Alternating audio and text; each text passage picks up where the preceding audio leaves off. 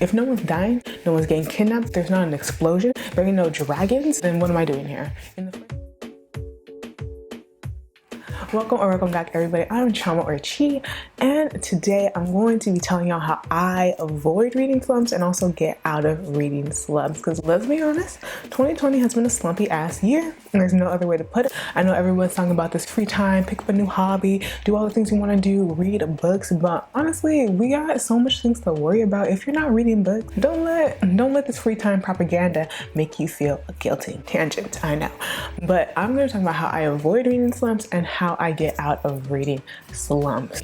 Stay tuned. Okay, so the first thing I do is something I do to avoid a reading slump.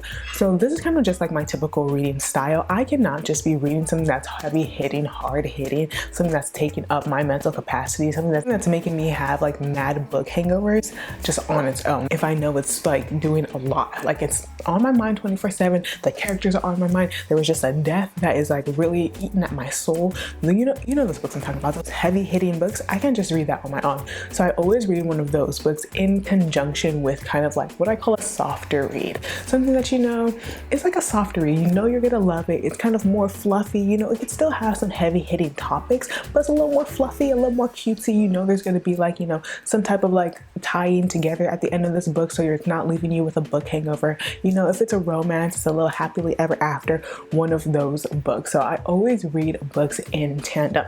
With that, I'm reading it would have been so cool if that was right set up. Get Alive, Chloe Brown. It's a contemporary romance. It's gonna be fluffy. It's gonna end with the happily ever after. They're gonna have their light, romancy angst, but it's gonna be good. It's gonna be good. It's gonna make you happy. It's gonna make you feel good, and it's going to kind of restore some of that depletion of kind of emotional capacity you get after reading this type of book. So that's usually how I read. I'm never reading one book at a time. I'm honestly never reading two books at a time.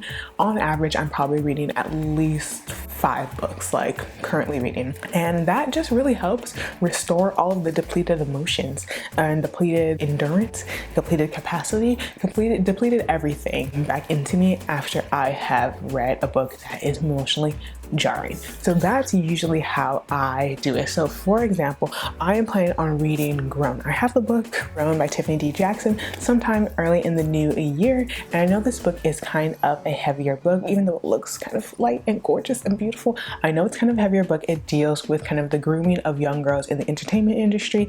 It deals with kind of, I think, sexual assault or kind of like, sexual predators. It deals with there's a death and just a lot of things that do, and it surrounds a Black female character. So, I'm going to kind of like relate or identify more with the story because of that. So I know this one is going to rip and shatter and tear my heart apart, inside out, outside in. So in conjunction with that, I'm going to be reading Burn For Me by Ilona Andrews, because this looks like it's a mass market paperback and it's a paranormal romance. So in conjunction, I should, sustain as much of my emotional capacity during the time that I'm reading this book because of this one. So that kind of is my main way of avoiding a reading slump, is to kind of read in conjunction like that. So now some of the ways that I get out of a reading slump when I'm in a reading slump.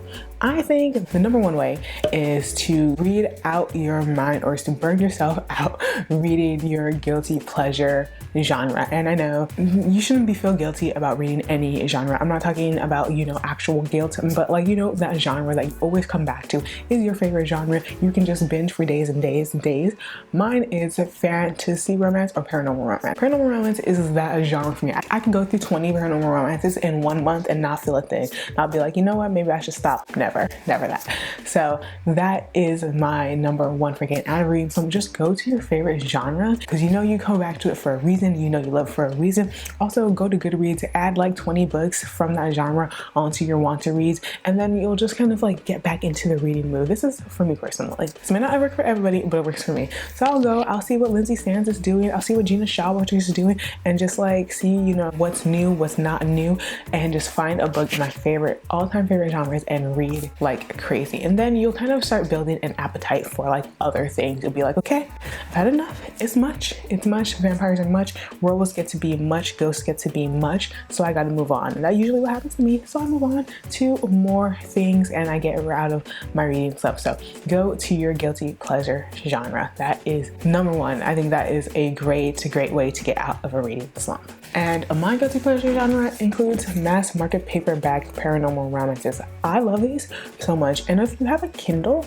these are so cheap. These are like $3 on Kindle. Get as many as you want and then just binge them till the sun don't shine no more.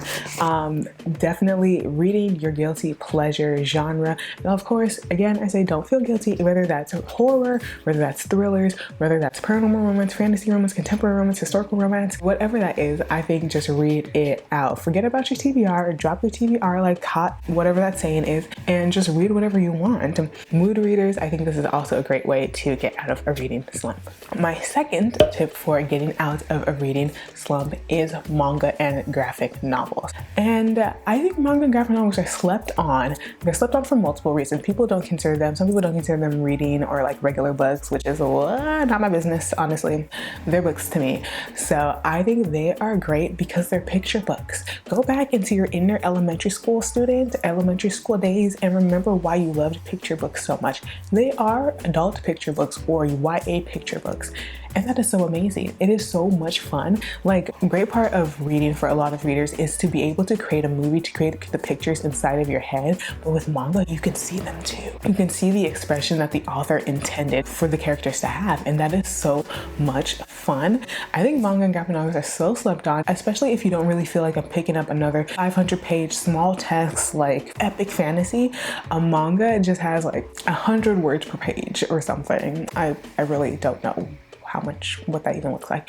It has like 100 words per page, and then there's a bunch of pictures, and just you can see all kinds of action and all kinds of interactions, and it's just a great way to get out of reading some because you're slowly introducing, I think, reading back into your repertoire in a very, very fun way and a fast way. So fast-paced stories, especially when you're in a reading slump, are the best. I cannot, even if I'm not in a reading slump, if within the first 10 pages, if you're not doing something, if no one's dying, no one's getting kidnapped, there's not an explosion, there ain't no dragon, then what am I doing here? I need something to happen in the first 10 pages or I'm confused. I'm confused at what I'm doing here. I'm confused at why I have this book. So I think that's another reason why manga and graphic novels are great, because you can see it, you can picture it day one, page one. No fluff, no 10,000 words describing the color of the leaves in the fall. It's just there. One of my favorite mangas I'm reading now is The Ancient Magnus Bride. It's actually a manga I have in hardcover. Whenever I ordered this, days old when I discovered that manga can come in hardcover. But it is a great manga, and you can see the expressions, you can really get into the art, and the story is very, very fast-paced because you're seeing it as well as reading it, so the author has more discretion to make things fast-paced. So definitely manga and graphic novels. One of my favorite graphic novels is Saga. Again, very, very little text, but very, very beautiful art. Saga has some of the most beautiful art out there. Yeah, Saga has some of the most beautiful art out there, and just very, very, let me get a picture of my girl here looking like the finest thing on two legs. Just very, very little words, and you get to enjoy the sensory pleasure of viewing things, whether it's in color or not, in a graphic novel. So manga and graphic novel is definitely my second favorite way to get out of reading something. My third favorite way is to reread your favorites. Always, I think this is always a good way. Just reread your favorites. I know everyone in the book world, all bookers, we have bookers. Okay, strike that. Reread the originals that made you fall in love with reading. Read the originals that every single time takes you back to your favorite world, your favorite space, your favorite area, elicits your favorite emotions. Go back to where it all started. So for me, if I'm in this slump, I'm reading the Air Awaken series, I'm reading the Bargainer series, I'm reading Awake by Wendy Raven McNair, I'm reading Let's Talk About Love, I'm reading the Pace series, I'm reading the Count of Monte Cristo. I am rereading the books that every single time fail safe, make me fall in love with reading again. No one is an obvious one. Just have a stack, have on deck your favorite books, and even reread them as you're trying to read another book. Let's say you do really want to start a book and it's a slow start and it's putting you in a slump. Read 10 pages, read some benchmark, read a chapter of that, and then read a couple chapters of your favorite book. I think really going back and forth between like one that you love and you love, and one that you're trying to get into is a great way to like avoid getting into a reading slump because of a slow book, and also get out of reading slump. And number 4 or bonus one one is one I slept on, one that y'all gonna judge me, one that, you know, people don't like to talk about very much. But let's bring it back to fan fiction. I think reading fan fiction is a great way to get out of a reading slump because you got your favorite characters and you can pick whatever story you want. Like, I remember back in the day, I was obsessed with fan fiction around the movie, what's it called? Ninja Assassin. I got obsessed around fan fiction around that movie, and it's a movie, so it's not even a book, but it has my favorite characters. I absolutely love that movie and I just wanted more, so I read up on it, and that really revived me wanting to actually read more books. So even if it's not a book, your favorite movie, your favorite TV show, there's so much fan fiction out there. People write stories about everything and anything, and I think it's so slept on to kind of read fan fiction. Fan fictions are works of art. They're mini novellas, which are already mini in beginning, but whatever. I think fan fiction is a great way to get out of a reading slump. It's so cozy because you know you already pick the topic you want, so you know you're gonna love it. You already like the characters, so you know you're gonna love it. And it's just a great way to really be happy and be reading. So I think fan fiction is that. So these are ways that help me avoid reading slumps or get out of reading slumps. Please let me know if you're in a reading slump and if you plan to try any of these ways. I'd love to know if they helped you. Please don't forget to like this video and subscribe and comment, and I'll talk to you guys later. Bye.